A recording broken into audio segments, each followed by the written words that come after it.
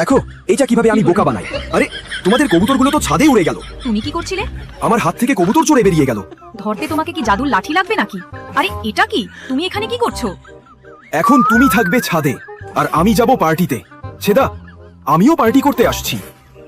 আচ্ছা, আমাকে বোকা বানিয়েছো। এখন দেখো আমি কি অবস্থা করি তোমার। এখানে একটা সিঁড়িও আছে, এখান থেকেই নেমে যাই। এমন করবে যে স্বপ্নেও কল্পনা করতে পারবে না। জলির আজ কুকুরের মতো দশা হবে।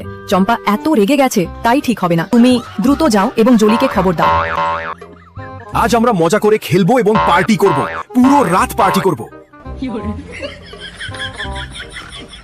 দ্রুত দৌড়াও, ডাইনি এসে পড়ছে না। আরে আরে, এখন কি হবে? আগে তুমি লুকিয়ে যাও, আমরা দেখে নেব। সামনে থেকে সরে যাও। ঝোলি ভাই এখানে নেই। তোমরা দুজনকে ছেড়ে আর কোথায় যাবে?